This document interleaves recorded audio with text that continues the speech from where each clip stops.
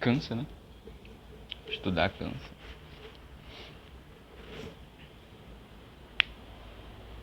Cansa bastante. Mas dá pra estudar, dá tempo, né? Estamos aqui dentro do assunto de varizes dos membros inferiores. Num assunto interessante, cadeira interessante, que é a cardiologia. Estamos aqui no final de tarde, concluindo nosso estudo desse tópico chato, mas que tem o seu lado interessante, né? Semiológico, fisiopatológico. É isso. Vamos agora aprofundar esses estudos, certo? Lembrando que estou aqui com objetivos de estudo, não de ensino, mas que avanço sobre algumas dicas de entretenimento diante do estudo, né? Para torná-lo um pouco mais leve.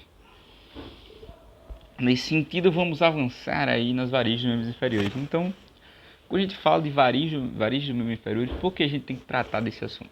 Porque é um variz, né? Por que eu tenho que tratar a varize? Não é só um negócio estético lá, é muito, a maioria é estético, mas outra maioria também, né? A metade dessa maioria não. A metade da maioria tem repercussão funcional. Inclusive, no próximo assunto que a gente for estudar, que é a insuficiência venosa crônica, a varize é um dos causadores da insuficiência venosa crônica. Então, eu posso acabar gerando, quando eu não trato uma varize, uma hipertensão venosa. Isso pode complicar e prejudicar a vida do paciente, né?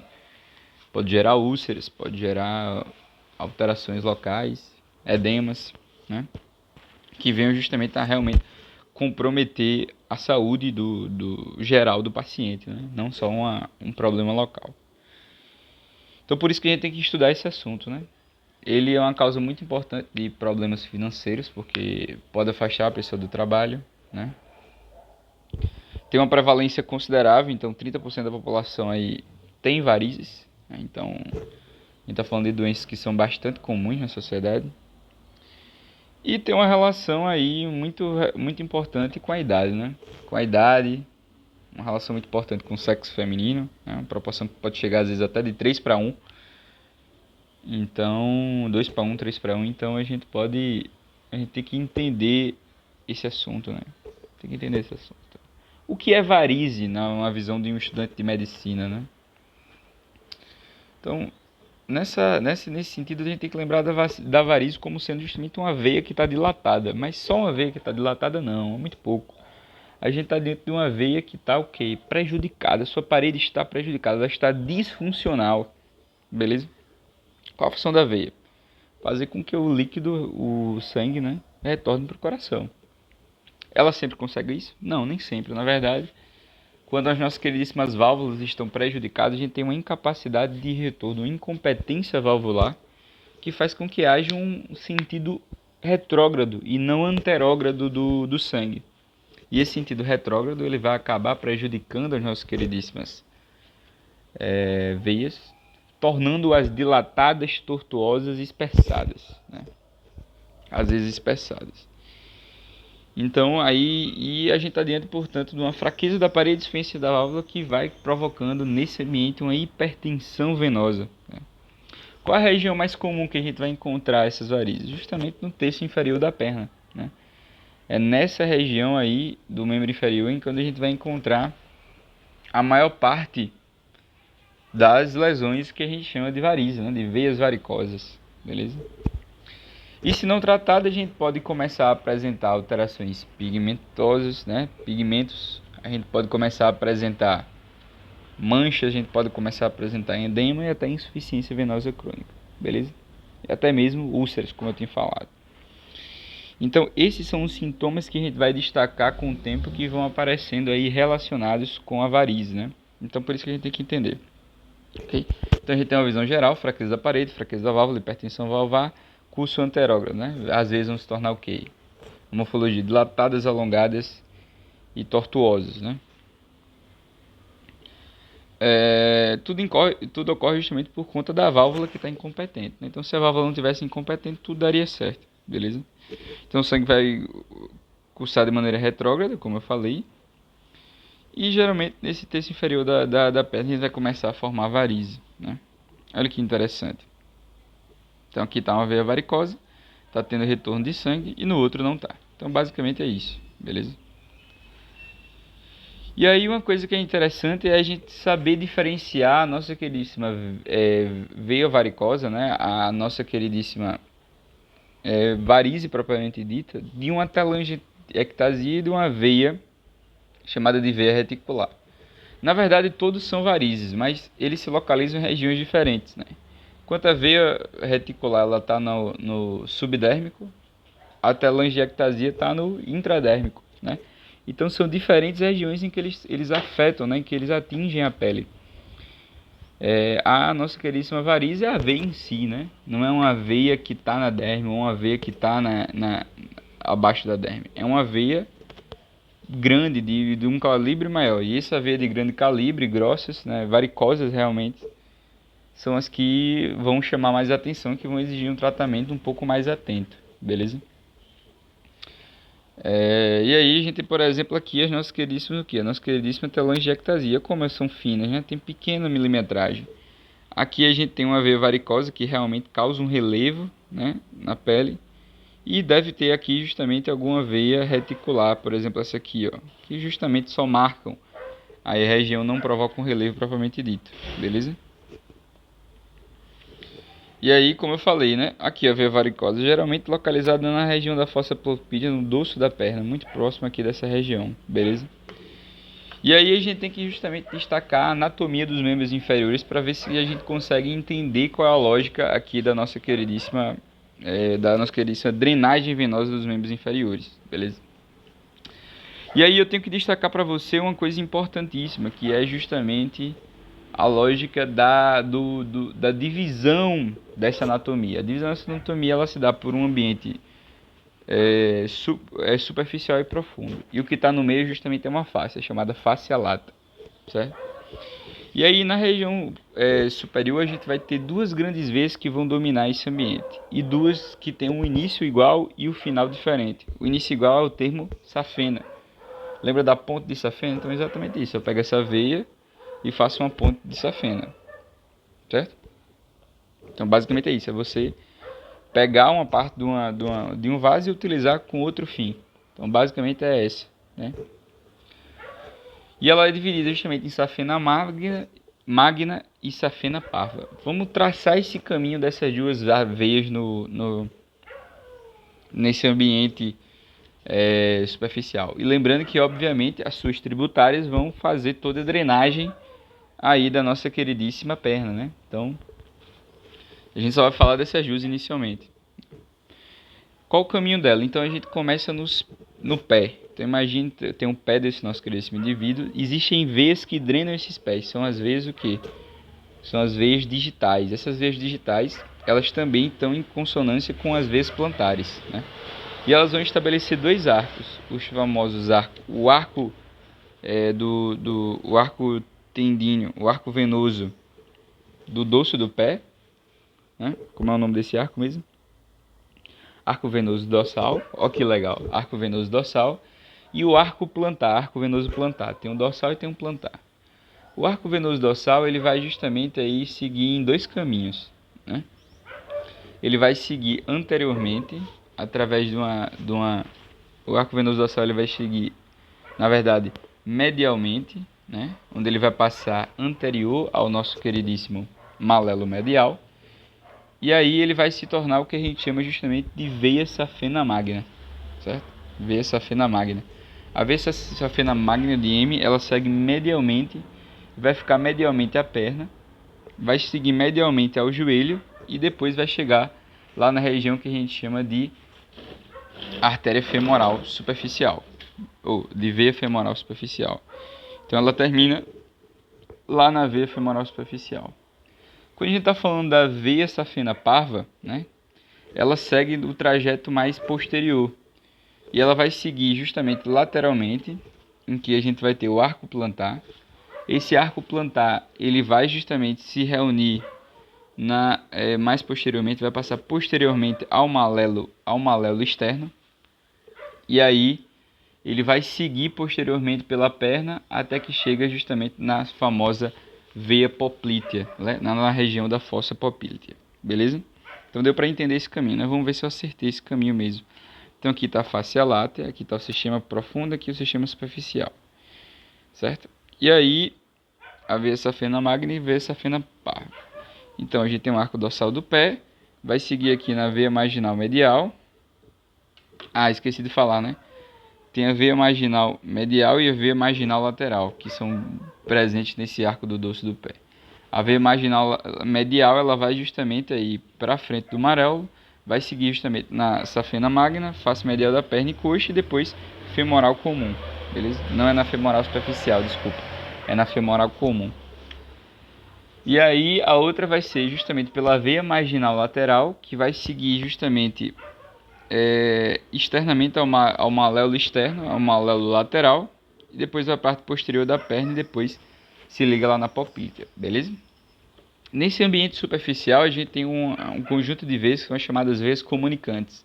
As veias comunicantes elas vão ligar o ambiente superficial de uma veia em relação à outra. Vai ligar uma veia magna pava a safena mava e a safena parva? Vai. Mas também vai ligar os ramos das tributárias delas. Então nada mais do que justamente que liga uma veia do sistema superficial a outra. Mesma coisa, tem as veias comunicantes profundas, que vão ligar as veias do sistema profundo. E falando do sistema profundo, como é que ela é formada? Então, tudo isso começa no arco tendíneo, né? Então, no arco tendíneo não, no arco venoso dorsal. Então, o arco venoso dorsal vai gerar a veia marginal, que vai gerar essa safena magna. O plantar vai gerar o lateral, que vai formar aí a lateral, beleza? E o nosso queridíssimo, desculpa, o lateral, a marginal lateral vai ser formada também desse arco venoso dorsal. Então tudo vem do venoso dorsal, tudo que é superficial vem do venoso dorsal. Mas o venoso dorsal se junta com o arco venoso plantar e vão formar aí, que está errado aqui está escrito planar, é plantar. E aí juntamente eles vão se unir e vão formar o sistema profundo. Qual o primeiro conjunto de veias que eles vão formar? São as veias tibiais anteriores e posteriores, beleza? Essas veias tibiais posteriores e anteriores, elas vão se juntar às chamadas veias fibulares, que estão relacionadas à fíbula, certo? E essas veias fibulares, elas vão lá que são duas veias fibulares, se eu não me engano. Duas veias fibulares vão lá, elas se juntam e vão formar de forma conjunta a poplítea. Lembra que a poplítea, nessa região próxima da fossa poplítea, ela vai ter um trajeto curto, em que quando ela chegar lá na região que é chamada de canal de Hunter, ou também chamada de canal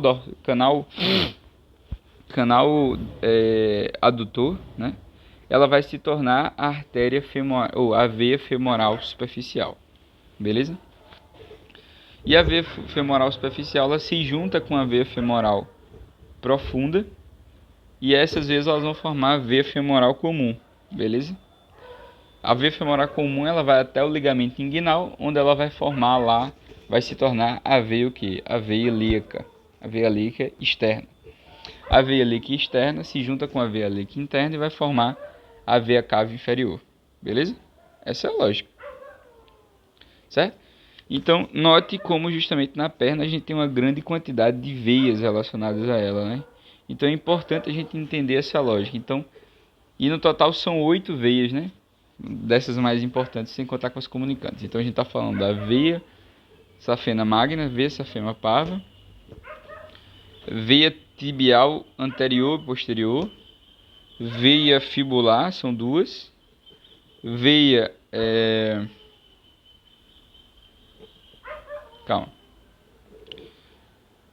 veia safena magna, veia safena parva, veia tibial anterior, tibial posterior, fibulares, duas, veia,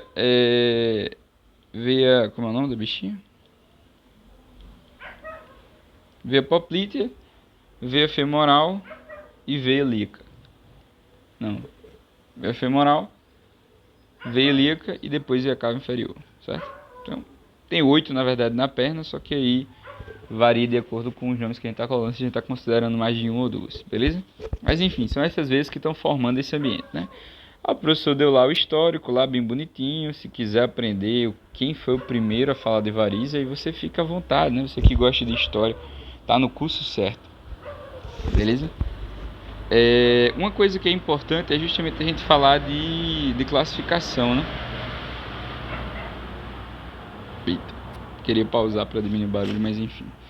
Tem que falar de classificação. Então a gente tem as varizes propriamente ditas. Quais são as características? Elas são aí subcutâneas, beleza? Ou seja, estão abaixo da pele, né? Obviamente.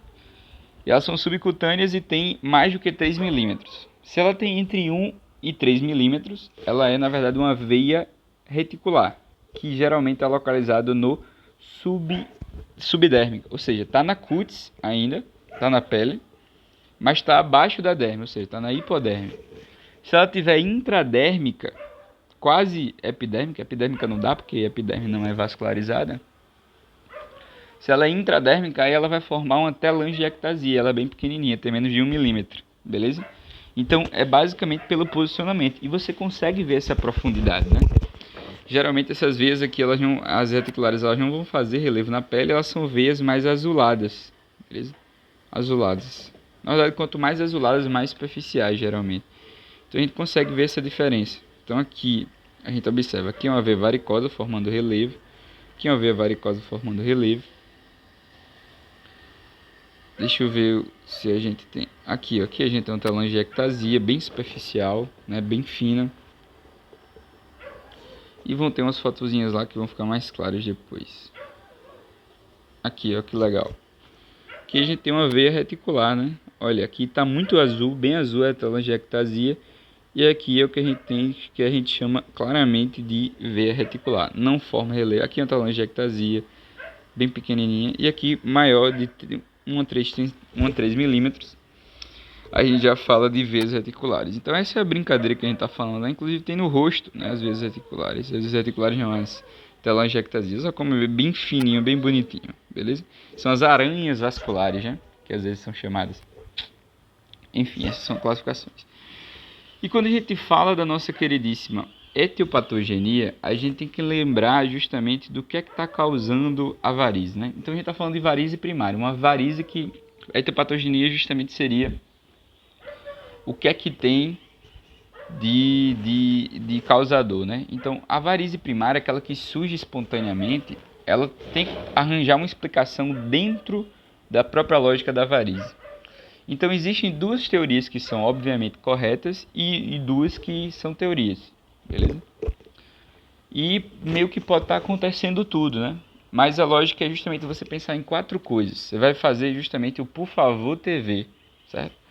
Eu adoro fazer essas coisinhas porque ajuda para lembrar. Às vezes você esquece depois da prova, às vezes não, muitas das vezes, mas é bom para você entender a lógica. Vou fazer sem ele e depois eu faço com ele para você entender. Então já ia falar o negócio, mas vamos pensar. Então, o que é que pode estar alterado aqui? Então, a válvula ela está alterada. Então, a gente tem que pensar com uma causa primária, uma deficiência valvular primária. Então, quer dizer que a válvula originalmente ela não funciona. Se ela não funciona, ela permite um curso retrógrado do sangue, aumenta a hipertensão e vai enfraquecer as paredes, porque as paredes vão ser constantemente dilatadas. Então, a segunda seria justamente enfraquecimento das paredes. Então, paredes venosas fracas, com pouca colágeno, com pouca fibra, e essas paredes elas são pouco resistentes e justamente não têm capacidade continente do sangue. Se dilatam com muita facilidade e o resultado justamente é a varize. Outras duas que não são tão claras assim, mas que são teorias interessantes, são justamente relacionadas à fístula. Então, imagina uma fístula, certo? Uma fístula arterial. Então, uma fístula arterial vai fazer com que o sangue arterial ele curse da artéria para a veia. Então, uma teoria justamente é que agem a microfístulas naturais, né? Microfístulas arteriovenosas, fazem com que as pequenas artérias e veias elas se conectem e haja, portanto, um fluxo de sangue arterial com maior pressão para uma veia de maior pressão para uma veia com menor pressão. Resultado, a veia vai justamente aumentar seu conteúdo líquido e uma pressão aumentada vai justamente enfraquecer parede e enfraquecer válvula. Por consequência, elas vão se tornando varicosas. A última teoria é justamente a presença de trombos, né? Esses microtrombos que estão acontecendo justamente nessas vezes, eles vão provocar de maneira progressiva o quê? De maneira progressiva vão provocar inflamação nessas válvulas e vão prejudicar, portanto, a parede, né? Então, falou de trombo, falou de inflamação. Inflamação prejudica tecido. Um tecido que é para funcionar, para de funcionar. Seja a parede, seja a válvula. Então, justamente essa é a lógica aí quando a gente está falando, né? E a microtrombose, ela é basicamente específica das perfurantes, né? Então, uma coisa que eu acho que o professor ele faltou destacar de maneira mais lógica é que as varizes em geral que a gente está falando a respeito são varizes oriundas das veias superficiais, né? Então são as veias superficiais que geram essas varizes tão chamativas e não as profundas, certo? Porque elas têm uma parede mais fina, é um sistema de menos pressão que vai justamente gerar aí essa característica tortuosa e não a do sistema profundo. Apesar de que as válvulas do sistema profundo são geralmente a origem da nossa queridíssima quê? A origem da nossa queridíssima fisiopatologia, porque são elas que vão fazer com que a válvula pare de funcionar e elas acabam contaminando outro sistema que tem menor pressão, entendeu? E aí, justamente, eu preciso ter a microtrombose das perfurantes. E eu não falei o que são artérias perfurantes. Muito importante, né? Do que são veias perfurantes, né? Esqueci de falar na anatomia. Então, voltando lá, o que é que tem de interessante? As veias perfurantes são justamente essas veias que vão comunicar o sistema superficial ao sistema profundo, o contrário, né, no caso. Então, essa comunicação ela vai ser justamente nesse sentido, né? Ela vai fazer com que o sistema profundo ele libere para o sistema superficial libere para o sistema profundo. Quando acontece o contrário, por deficiência dessas válvulas derivadas de microtromboses que estão acontecendo aqui, a gente tem justamente, entre aspas, uma contaminação do nosso queridíssimo sistema superficial. Então essa é a lógica, beleza? Então, basicamente, o sangue do sistema profundo passa para o superficial, dilatando. Então, a lógica é essa, certo? Então, é isso que a gente tem que pensar. Então, é por isso que a gente vai fazer sempre esse pensamento. Por favor, TV, sempre pensar em deficiência de parede, em deficiência das válvulas, em deficiência por conta de trombos, em deficiência por conta de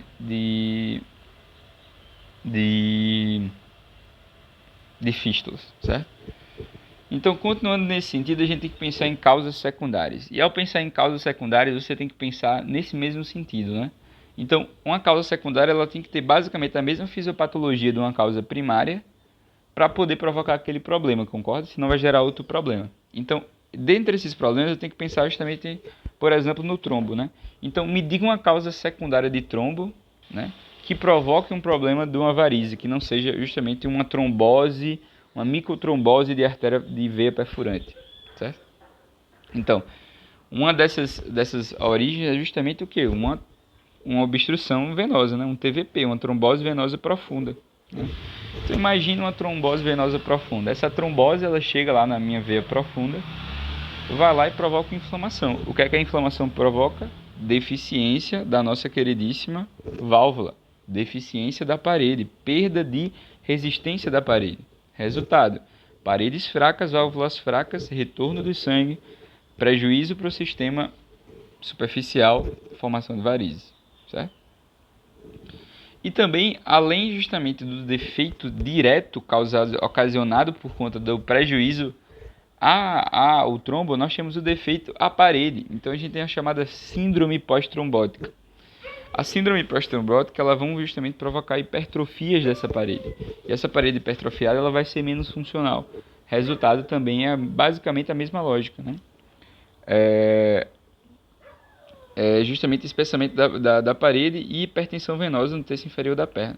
Então é síndrome pós-trombótica, é o prejuízo depois de uma trombose. Então durante e depois da trombose a gente tem basicamente o mesmo efeito. Prejuízo à parede, prejuízo à válvula, beleza? Basicamente está tudo no mesmo bolo. Então note como o trombo foi a primeira coisa que eu pensei.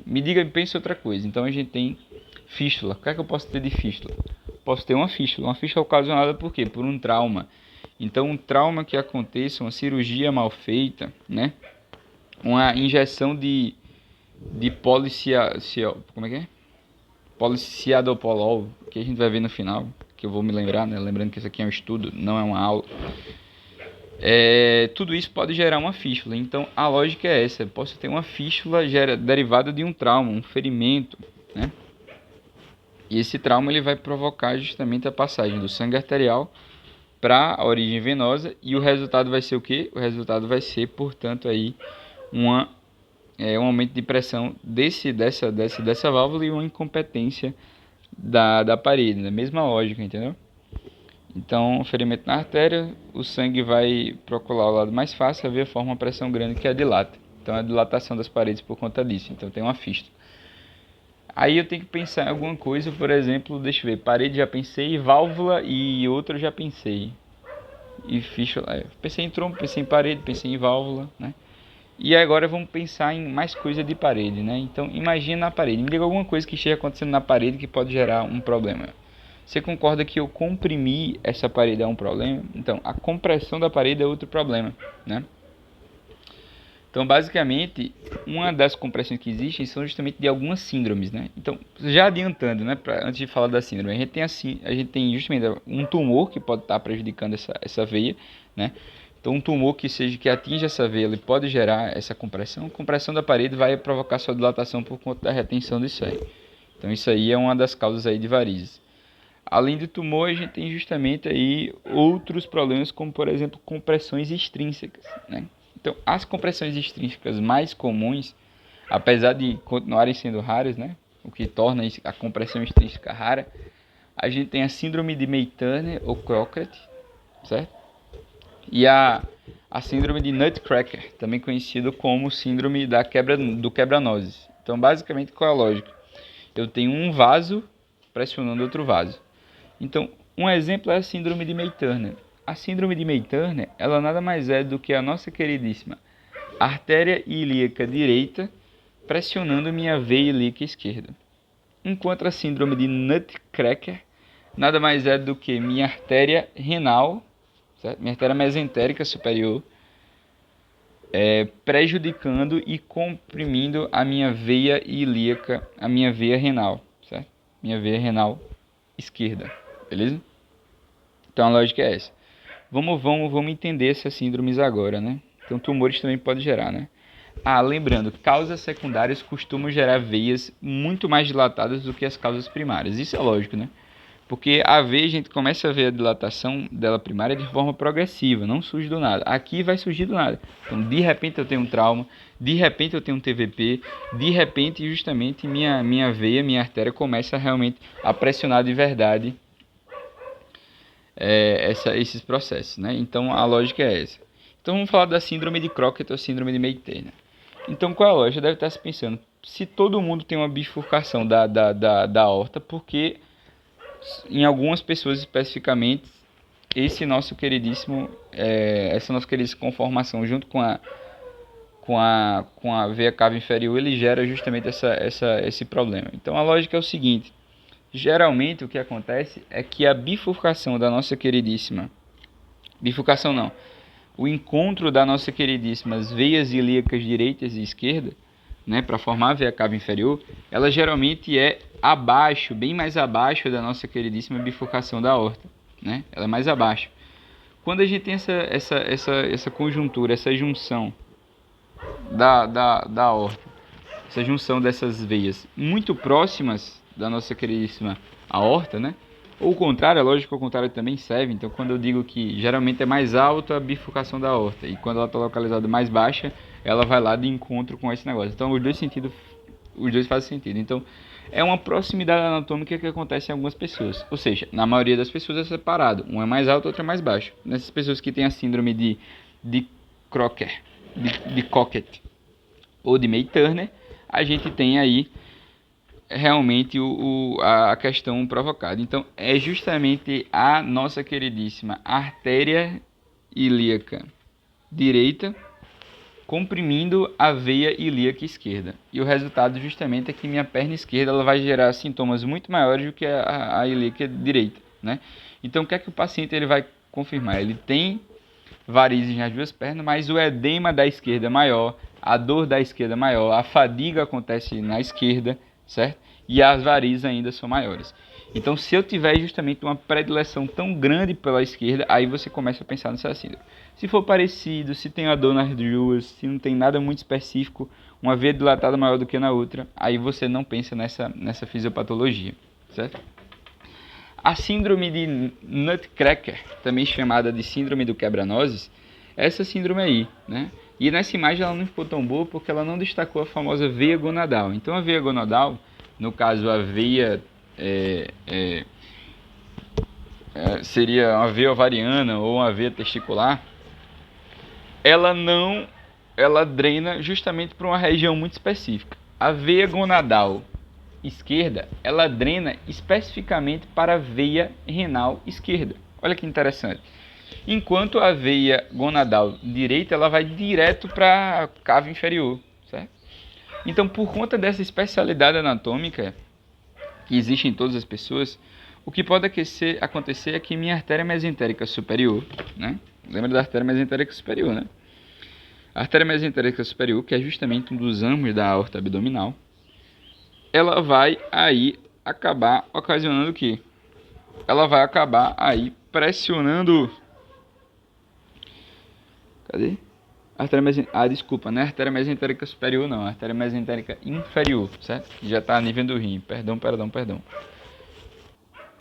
Pois é, tive que pesquisar, tava achando estranho. A compressão não é pela inferior, não, viu, bonitinho? É pela artéria mesentérica superior. A inferior tá aqui, pô. A gente tá a nível renal. Por isso que eu tava bugando. Olha aqui, ó. É a aorta e a artéria mesentérica superior fazendo justamente prejuízo a esse negócio. E aqui sim, nessa região aqui é que a gente tem a famosa veia gonadal. Então a veia gonadal que vai drenar justamente da região pélvica, que vai drenar da coxa, da região da coxa superior, ela vai acabar provocando, portanto, um estágio venosa que gera, por exemplo, edema de grandes lábios, que gera justamente varizes localizadas nessa região da coxa. Então é bem interessante a gente ver isso aí. E gera justamente essa pressão no baixo ventre. Então a gente vai sentir cansaço, peso, fadiga na região do baixo ventre. Então, toda vez que você vê aí veias varicosas, não no ambiente do terço inferior da perna, mas no ambiente da nossa queridíssima coxa. O paciente reclama que sente uma dor na pelve, sente uma dor nos órgãos genitais, um peso, uma fadiga nessa região muito forte. Então você tem que pensar justamente na síndrome de Nutcracker ou síndrome do quebra-nozes, certo? Obviamente aí uma angiografia vai permitir que eu tenha essa análise, uma angiorressonância ou uma angiotomografia vai permitir que eu tenha essa análise mais aprofundada. E adivinha qual é o tratamento? Angioplastia. Já consigo adiantar para você que o tratamento é angioplastia. Beleza? Uma coisa que é interessante a gente destacar é justamente que a síndrome pós-trombótica ela é diferente de uma DAP, né? A doença é arterial e não venosa. Teve algum momento da aula que teve essa informação aí que eu achei interessante colocar, mas agora não estou lembrando. Mas enfim, então eu gero um estase na região pélvica, né? E aí no baixo ventre eu vou ter justamente essa drenagem prejudicada, né? Esse acúmulo de edema, esse edema de grande lábio, essas veias varicosas na pele, essa dor, essa fadiga presente no baixo ventre. Beleza? Show de bola. Então a lógica é essa. Obrigado por entender. Agora vamos estudar aí as veias reticulares, né? Então a gente sabe que ela é subdérmica, que ela é de 1 a 3 centímetros e a principal localização dela é na face posterior da perna. Especificamente aí no cavo poplíteo, ou seja, na fossa poplítea, e também aí na região da panturrilha. A panturrilha ela é uma região extremamente importante para o cuidado com as varizes. Por isso que uma pessoa que usa salto, quando ela tem predisposição genética, ela está forçando constantemente o aparecimento de varizes. Por quê? Porque a panturrilha ela tem justamente uma bomba muscular muito importante para fazer subir esse líquido, né? Então a bomba muscular ela fica prejudicada nas pessoas que usam salto alto, por exemplo, ou ficam muito tempo subindo dessa escada todo dia. E esse exercício, entre aspas, de alto rendimento, jogar vôlei, jogar basquete, dar tiro, correr, vai fazer com que haja, portanto, uma força, um aumento de pressão muito grande nessas regiões. Então, por isso que é recomendado aí esse esforço moderado. E uma coisa muito importante é justamente que ela pode estar associada ou não às nossas queridíssimas varizes, né? Então, por estar associada ou não às varizes, é muito importante a gente saber diferenciar uma coisa da outra, beleza? Então, de 1 a 3 centímetros, subdérmica, E uma característica muito importante é justamente que ela é a localização dela, né? Enquanto a gente está no terço inferior da perna, geralmente localizada aí do membro inferior, aqui a gente vai estar especificamente na face posterior, na fossa poplítea e também na região da panturrilha, beleza? Show de bola, a gente entendeu isso aí. E aí, para finalizar, a gente tem as telangiectasias. Telangiectasia, como a gente viu, não é subdérmica, ela se caracteriza por ser intradérmica. Ela tem menos de 1 milímetro e justamente sua localização ela é bastante espalhada, né, pela perna, pelo membro inferior. E ela pode inclusive dar em regiões diferentes, como por exemplo em relação à região da face, né? E aí ela tem uma relação muito importante com o hormônio, né? Então ela tem uma reação com o esteroide interessante, que inclusive na mulher que está menstruada, né, na menstruação, a gente tem uma ardência muito grande nessas regiões. É muita queimação, perna, face, principalmente quando está esse negócio. Então ela tem uma localização mais diferente, são as chamadas microvarizes, né? Tem menos de 1 milímetro. E está muito presente, né? Ela é muito comum nos pacientes. Então, se você se olhar direitinho aí com o tempo, principalmente quando você for envelhecendo, você vai notar o aparecimento dessas microvarizes, né? Então, pelo menos esses vasos menores, eles são menos resistentes aí às alterações do meio. Então, telangiectasia é um bom exemplo aí do que a gente está falando em relação ao nível dessas alterações, né? Então, muita queimação na perna, na face, tudo isso é importante de ser entendido, né? Justamente por conta dessa relação que ele tem com o hormônio, que não é tão comum com outras alterações. Então, essa é a telangiectasia, beleza? Então, falando a respeito agora da fisiopatologia, né? Então, a fisiopatologia que a gente fala, né, quando a gente está falando de varizes, é uma fisiopatologia bastante clara e bastante interrelacionada. A gente não sabe exatamente o que foi o primeiro efeito, né? Mas basicamente o que é que está acontecendo aqui? Então, geralmente o fluxo sanguíneo na veia, como a gente já falou, é anterógrado. Ele passa a ser agora retrógrado. E ele passa a ser agora retrógrado principalmente nas veias do sistema profundo. Esse fluxo retrógrado, por alguma daquelas causas iniciais, ele vai provocar dilatação da parede, fazendo com que a parede ela fique aumentada, né? O calibre aumenta. E aí, por esse aumento de calibre, essa pressão constante na parede, ele se torna mais fraco, né? Vai se tornando menos elástico, vai perdendo elasticidade. A parede vai se tornando incompetente, assim como as válvulas vão se tornando incompetentes. Principalmente, a origem principal é essa incapacidade valvular, beleza? Mas pode se dar por um aumento de pressão por N motivos, como a gente já viu, até causas secundárias, como uma compressão de uma artéria próxima, beleza? E aí, entendido essa fisiopatologia inicial, o que é que vai acontecer? A gente tem justamente o prejuízo, né? O nosso queridíssimo hipertensão vai aumentando naquela região. Pelas hemácias ficarem concentradas nessas regiões, a gente vai ter, por exemplo, o aumento, a produção de trombos nessas regiões. Então, esses trombos eles podem atingir, inclusive, a região das veias perfurantes. Ao aumentar a pressão nesse ambiente das veias perfurantes, o que é que vai acontecer? A gente vai começar a tornar as válvulas e as paredes das veias perfurantes incompetentes, provocando justamente a continuação do problema inicial e o aumento da pressão no nosso queridíssimo ambiente externo, né? Superficial, desculpa. Então, esse sistema superficial, esse ambiente superficial vai começar a se prejudicar, beleza? E aí o resultado justamente é o aparecimento e o desenvolvimento de uma veia varicosa dilatada, tortuosa no ambiente superficial.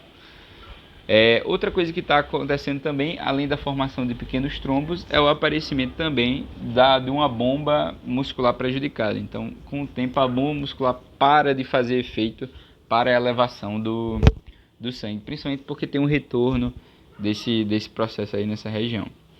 Com o estabelecimento das varizes, a consequência justamente com a evolução é o aparecimento de alterações tróficas, como por exemplo, presença de pigmentação, formação de manchas, aparecimento de edema, aparecimento de dor, coceira, irritação, queimação, certo?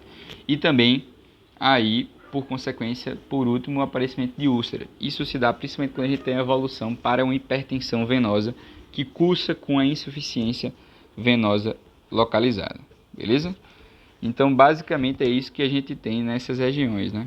Então, deixa eu ver se eu falei tudo. Então, Válvulas tornam competente para refluir no sentido retrógrado, as perfurantes quando competentes refluxo nos dois sentidos. O refluxo é bidirecional, então vai de um lado para o outro. Mas como a gente tem um sistema venoso aumentado em relação ao outro, a gente tem, principalmente ao nível do tornozelo, né? O tornozelo é uma região que é muito marcada aí nesse ambiente, né? Terço inferior, no geral, sempre é muito marcado. E em vez de dilatados, tortuosos e alongados, e a gente tem justamente esse processo que está acontecendo, né? Show de bola. Reflui que hipertensão transferior da perna.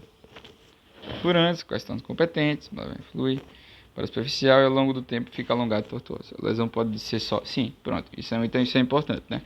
Pode atingir o sistema profundo, mas a gente pode ter uma lesão que seja só no superficial. E aí não vai prejudicar tanto, né, a nossa queridíssima válvula perfurante, né? E assim o sistema profundo ele não vai sofrer se eu tiver uma hipertensão do sistema superficial. Então só do sistema superficial é comum, né? Então o que era para estar assim se torna assim, uma veia varicosa, uma veia aleatória tortuosa e hipertrofiada, beleza? Certo? Então isso é hipertrofia inclusive comum na síndrome pós-trombótica, assim como todas aquelas alterações que a gente viu derivadas de uma inflamação local que aconteceu, beleza? Quais são os fatores de agravo aí? Qual o paciente que acaba piorando aquela situação? Então, se a paciente é mulher, ela já tem mais chance, né? Tem uma origem genética muito importante, né? Então, quem na família já tem um histórico de... então, no caso, isso não é genético, isso é hereditário. Então, a hereditariedade é importante, o fator genético é importante. Quem na família já tem uma história de varizes, já tem um risco aumentado dessa lesão, né?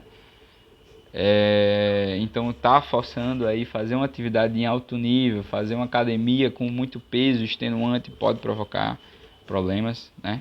Então eu tô lascado por conta dessa questão da hereditariedade, mas aí paciência, né? Tem cirurgia. Que a gente vai falar depois como é que a gente coloca cada um, né?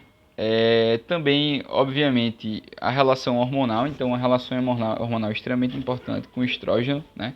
Esses hormônios presentes na gravidez, presentes no ciclo menstrual, eles amolecem as paredes das veias e por isso provocam esse processo. Então, mulheres têm mais risco, multíparas têm mais risco também. A cada gestação a gente tem um boom de hormônio muito grande, né? Todo mês tem um boom das alterações da menstruação. Então, por isso que mulher tem mais risco.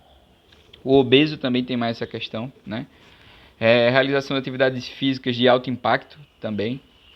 A profissão também tem muita relação, então tensão constante nas pernas, muito tempo em pé, tudo isso tem relação. Subir escada e salto alto também vai dar varizes? Vai se você tiver uma predisposição genética. Então, todas essas questões também têm a base da predisposição genética, certo?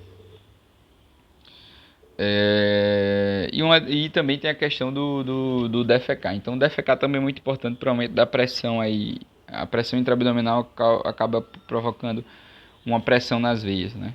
Então, uma dieta constipante que gera muito problema para defecar, em uma posição que não é uma posição de cócoras, aquela posição do banheiro normal, ela também gera esse processo, né? E uma idade acima de 50 anos, aí a gente já começa a observar quanto maior a idade, mais a chance de desenvolvimento de varizes. Então, normal a idade aí ser um fator não modificável aí nesse sentido, beleza? Então, são vários elementos, a gente podia agrupar eles em relação justamente a hábitos de vida e obesidade, questão de gênero hereditária, idade idade, né, que é isolado, e também as questões relacionadas a defecar, né? Defecar, que é um processo aí também que é, entre aspas, modificável, né? Você pode alterar o seu jeito de fazer cocô, você pode começar a defecar de cócoras, você pode não não consumir uma dieta muito constipante, certo? Então, basicamente é isso, beleza? Então, esse é o quadro, essa é a questão que tá gerando, né? Então, o quadro clínico, ele é muito fácil de diagnóstico, né? Então, talvez aí a coisa que menos precisa de diagnóstico seja justamente a varize, né? Então, basta observar, você consegue identificar aí essas alterações clínicas. Mas o que é que você tem que entender? É a magnitude do quadro. Aí você vê o paciente, você vê o tamanho da varize, você vê a quantidade de varize, você vê, pronto. Esse paciente aí, ele tem um quadro grave aí de varize, então não tem como, não tem o que fazer. Tem que ir direto para a cirurgia. Vamos com calma. Então, a história ela é analisada justamente por diversos elementos, né? Então, Basicamente, todos aqueles sintomas que eu falei a respeito das alterações locais que podem ser feitas é que devem ser questionados. Então, obviamente, no exame físico, o que é que você vai ver? Você vai ver o tamanho, você vai ver o grau de tortuosidade, você vai ver justamente a presença de pigmentação, você vai ver a presença de outras alterações mais importantes. Presença de edema também vai entrar no exame físico. Mas o que é que você tem que perguntar ao paciente? Você tem que perguntar justamente a presença de dor local, certo? Presença de fadiga naquele ambiente, queimação, certo? Sensação de queimação, ardor, né? Arder e queimar são coisas diferentes. Fadiga, sensação de peso naquele ambiente, certo? Que já indicam justamente uma hipertensão venosa, beleza? Presença justamente de pigmento, se ele viu pigmento naquele ambiente, se o pigmento saiu, certo? Prurido é muito importante. O formigamento tem uma relação importante, mas nem sempre o formigamento ele tem uma origem de origem cardiovascular, mas é uma origem neurológica. Só que muitos pacientes vêm com formigamento como sendo a causa daquela varize, né? Ou então aquela síndrome das pernas inquietas, né? Em que o paciente precisa ficar trocando de posição de perna todo momento durante a noite para dormir e não consegue dormir. Então tudo isso é uma causa neurológica. Então por isso que é importante fazer esse diagnóstico diferencial e saber que esse paciente que vem até mim, ele não tem esse problema por conta das varizes, beleza? Então, peso, fadiga, dor, ardor, queimação, peso, cãibras. A cãibra também ela não tem tanta relação. Você não pode dizer que a cãibra ela tem uma relação com a varize, né? Muito paciente vai vir atrás, mas uma coisa não está relacionada com a outra. Pode ter outra origem. Então, sempre pensar em cãibra, formigamento e síndrome da perna inquieta como sendo 3 elementos a serem descartados aí durante esse exame. O que é que você tem que pensar como relação por conta das varizes? Mas a dor, o pigmento, presença de úlcera, presença de qualquer alteração nesse ambiente tem relação sim com a varize, beleza? E aí como é que eu faço meu exame físico? O exame físico desse paciente ele é um exame físico que tem que ser feito em pé e deitado, né? E aí eu vou utilizar essas duas posições para fazer exame, mas principalmente o exame em pé é o melhor, porque aí eu vou aumentar justamente esse grau de dilatação e vou conseguir perceber melhor essas alterações.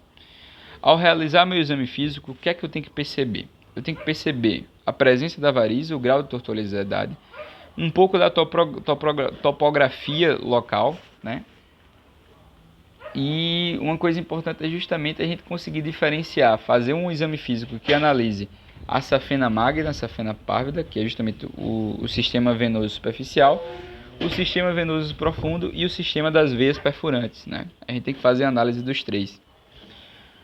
Outra coisa que eu tenho que observar é justamente se essas alterações elas estão restritas aos ósseos. Quando eu falo de ósseo, eu estou falando justamente do famoso, a famosa crosta, né? Então a crosta da safena, a crosta e as perfurantes devem ser analisadas de maneira aleatória. De maneiras diferentes. Então, no exame físico eu tenho que justamente ver telangiectasias, vezes reticulares, varicoses, a competência das safenas e das perfurantes, que a gente vai ter diversas manobras para fazer isso. E também, obviamente, observar o edema, né? Muito importante observar a presença de edema, observar hiperpigmentação, comum aí na insuficiência venosa presente, e também, além do edema, observar justamente os ósteos, né? Então, a ausculta dos ósteos também é muito importante. Nesse sentido, a gente vai ter 5 testes para ser feitos, né? Eles têm nomes bastante diferentes, mas eu vou tentar criar uma forma de você lembrar desses nomes, né? Então, o primeiro teste, que é o famoso teste de Schwartz, né? Teste de Schwartz, ele vai ser caracterizado justamente para você analisar a capacidade e a permeabilidade do sistema venoso profundo, né? Então, basicamente, eu vou analisar justamente a viabilidade, a permeabilidade da nossa queridíssima safena, da nossa queridíssima veia safena, né? Especificamente a safena magna. Esse teste de Schwartz ele vai se caracterizar justamente porque eu vou colocar aí na região medial dessa nossa queridíssima veia, né? Então deixa eu mostrar a cena aqui. Eu vou colocar 2 dedos percutores aí nessa região, um pouco acima da região tibial e o outro um pouco acima da metade da coxa, no meio da coxa. E aí eu vou justamente chegar na região mais medial possível dessa pele. Na verdade, tem a região anterior, posterior e tem o ambiente médio, né? Anterior, médio e posterior. Então, no médio, na região média, eu vou tentar procurar o quê? Eu vou tentar procurar essas veias, essa veia, né? A topografia dessa veia. E se a minha veia estiver competente ou não, o que é que vai acontecer? Se eu fizer uma percussão de baixo, eu tenho que ver justamente o frêmito dessa minha percussão embaixo sentido em cima, porque o fluxo é o que? É unidirecional. Então, independente se minha veia ela funciona ou não, eu tenho que sentir aí esse fluxo de cima para baixo, certo?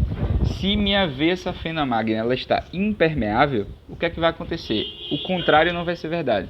Se eu percutir em cima e embaixo e minha válvula estiver funcionante, válvula estiver continente, que é o nome correto, então a gente não vai sentir esse fluxo, porque a válvula vai parar esse curso retrógrado de sangue.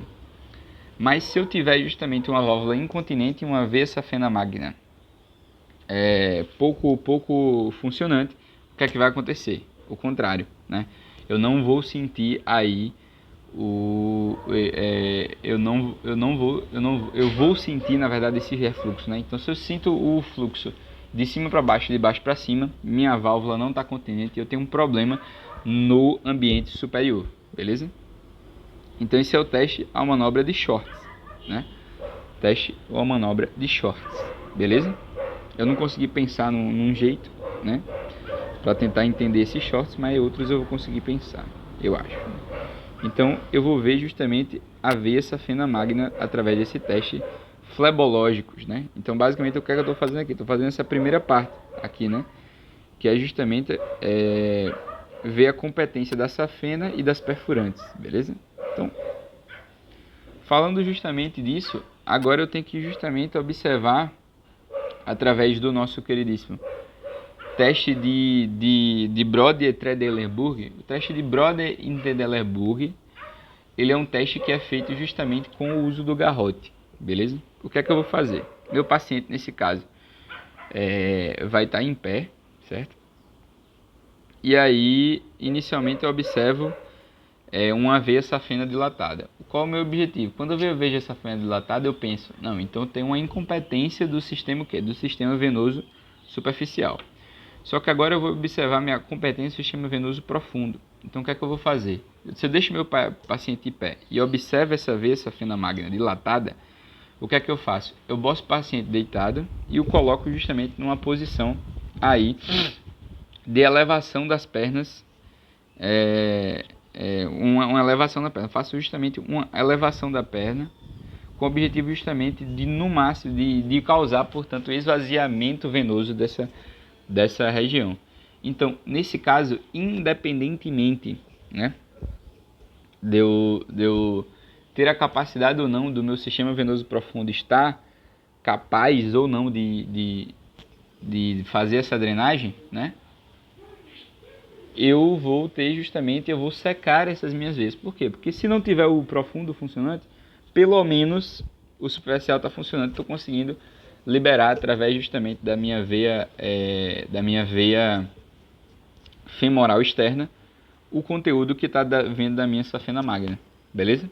Então, no A ele estava dilatado, no B ele não está dilatado porque eu forcei até mesmo manualmente para isso aqui sair. Depois eu coloco um garrote. Ao colocar um garrote, eu estou impedindo justamente que o fluxo superficial aconteça, mas eu estou deixando com que o fluxo profundo aconteça. Então, se justamente aí eu viro minha perna, torno minha perna aí para a posição de pé, e eu não observo que a nossa queridíssima perna está voltando a ficar varicosa, então quer dizer que meu sistema venoso profundo está continente, concorda? Se ela estiver incontinente, aí o que é que vai acontecer? Ela vai encher de cima para baixo. Então basicamente eu sei que o nosso queridíssimo sistema venoso profundo está incontinente. Então basicamente eu observo justamente aqui o Brode-Trendelenburg, ele serve para observar o quê? Que o meu sistema venoso profundo está incontinente. Sendo que está continente, né? Se ela pega e volta, né? Se ela pega e volta a encher. Agora, é interessante a gente tirar o garrote, porque ao tirar o garrote tem duas possibilidades. O meu sangue ele pode encher de baixo para cima ou de cima para baixo, beleza? Se ele enche de baixo para cima, quer dizer que o nosso queridíssimo ósteo, ele não está permitindo o retorno desse sangue. Então, o nosso queridíssimo ósteo da safena magna, bem conhecido como a crosta da safena magna, ela não está permitindo o retorno do sangue. Enquanto justamente quando a gente está diante de justamente desse retorno do sangue de cima para baixo, o que é que está acontecendo? Basicamente, minha perna ela está enchendo com um conteúdo que era para estar em cima, né? Então, o problema que a gente está vivendo aí é um problema que está na crosta ou no ósteo, né? Insuficiência osteal da safena, da safena interna, né? Da safena magna.